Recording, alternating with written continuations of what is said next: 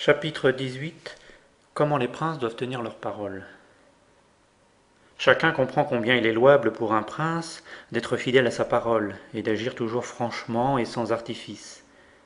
De notre temps néanmoins, nous avons vu de grandes choses exécutées par des princes qui faisaient peu de cas de cette fidélité et qui savaient en imposer aux hommes par la ruse. Nous avons vu ces princes l'emporter enfin sur ceux qui prenaient la loyauté pour base de toute leur conduite. On peut combattre de deux manières, ou avec les lois, ou avec la force.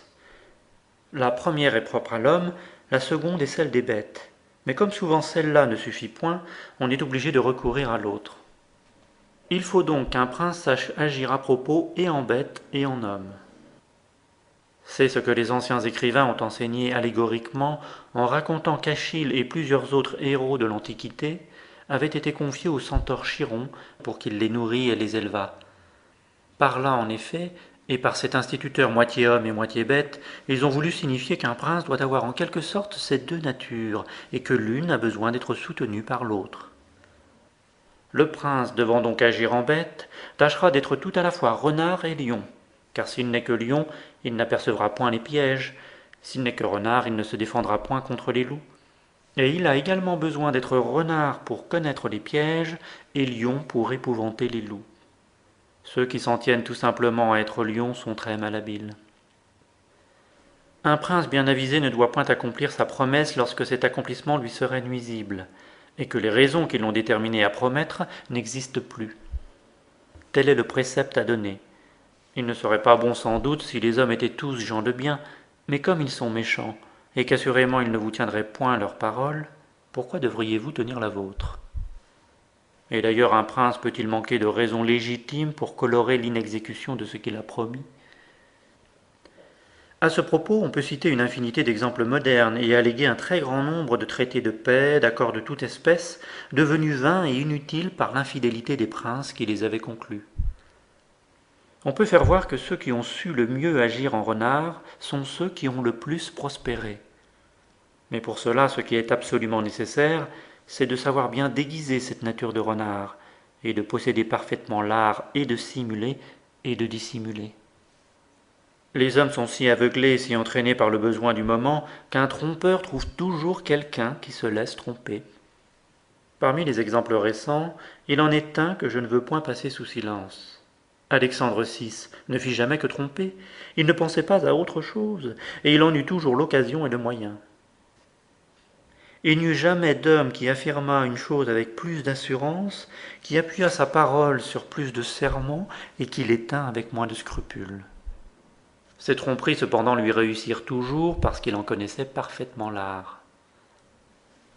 Ainsi donc, pour en revenir aux bonnes qualités énoncées ci-dessus, il n'est pas bien nécessaire qu'un prince les possède toutes, mais il l'est qu'il paraisse les avoir. J'ose même dire que s'il les avait effectivement, et s'il les montrait toujours dans sa conduite, elle pourrait lui nuire, au lieu qu'il lui est toujours utile d'en avoir l'apparence. Il lui est toujours bon, par exemple, de paraître clément, fidèle, humain, religieux, sincère. Il l'est même d'être tout cela en réalité, mais il faut en même temps qu'il soit assez maître de lui pour pouvoir et savoir au besoin montrer les qualités opposées. On doit bien comprendre qu'il n'est pas possible à un prince, et surtout à un prince nouveau, d'observer dans sa conduite tout ce qui fait que les hommes sont réputés gens de bien, et qu'il est souvent obligé, pour maintenir l'État, d'agir contre l'humanité, contre la charité, contre la religion même. Il faut donc qu'il ait l'esprit assez flexible pour se tourner à toute chose selon que le vent et les accidents de la fortune le commandent. Il faut, comme je l'ai dit, que tant qu'il le peut, il ne s'écarte pas de la voie du bien, mais qu'au besoin, il sache entrer dans celle du mal. Il doit aussi prendre grand soin de ne pas laisser échapper une seule parole qui ne respire les 5 qualités que je viens de nommer, en sorte qu'à le voir et à l'entendre, on le croit tout plein de douceur, de sincérité, d'humanité, d'honneur, et principalement de religion, qui est encore ce dont il importe le plus d'avoir l'apparence. Car les hommes en général jugent plus par leurs yeux que par leurs mains, tous étant à portée de voir et peu de toucher.